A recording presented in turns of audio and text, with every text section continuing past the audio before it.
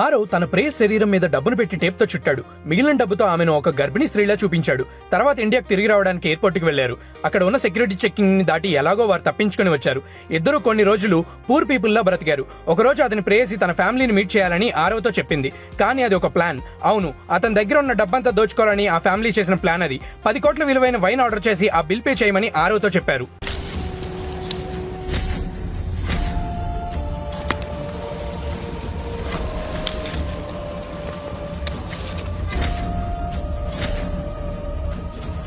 Please Aarav, నువ్వు అసలు ఏం చేస్తున్నావు? నువ్వు గౌరవ్కి సారీ చెప్పొచ్చు కదా. నువ్వేం చేసినా బిల్ పే చేయలేవు. ఎందుకు ఇలా చేస్తున్నావు? అవింత, ఇలాంటి మర్యాద లేని వాళ్ళకి నేను సారీ చెప్పను. అంతేకాదు, మన బిల్ మాత్రమే కాదు, అందరి బిల్లు నేనే పే చేస్తాను. ప్లీజ్ మీరు వెళ్ళండి. అంటే ఇక్కడ కూడా నువ్వు డబ్బున్న వాళ్ళ నటిస్తున్నావా?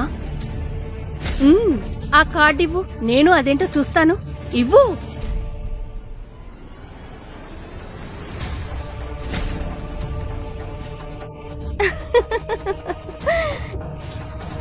ఇది చూస్తే నిజంగానే నీకు డబ్బుందని నమ్ముతారు, నిజంగానే నమ్మేస్తారు. ఏంటిది? ఇది చూస్తే క్రెడిట్ లాను లేదు, డెబిట్ కార్డు లాను లేదు. అంటే ఇదేంటి? నువ్వు మమ్మల్ని పిచ్చోళ్ళు అనుకున్నావా? దీంతో బిల్ పే చేస్తావా? సార్, ఈ హోటల్లో క్రెడిట్ లేదా డెబిట్ కార్డు మాత్రమే యూజ్ చేయగలరు. ఈ కార్డు ఇక్కడ యూజ్ చేయలేరు సార్. ఒకవేళ మీ దగ్గర బిల్ పే చేయడానికి డబ్బు లేకపోతే మీరు వంటగదిలో పని చేయాలి.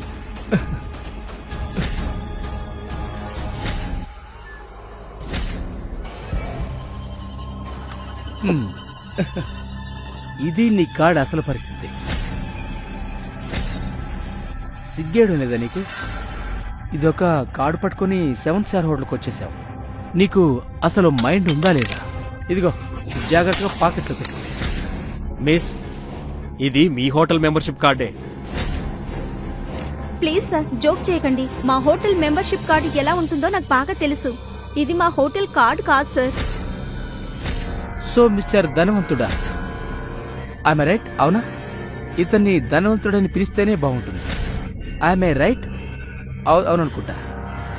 దీనికన్నా మంచి మాట ఉంటే బాగుంటుంది. కానీ పర్లేదు. కానీ దానికన్నా ముందు నీ కళ్ళు తెరిచి బాగా చూడు. నువ్విచ్చిన ఈ కార్డ్ ఈ హోటల్ మెంబర్షిప్ కార్డ్ కానే కాదు. ఇదిగో ఈవిడ చెప్పింది విన్నావు కదా? కాదు.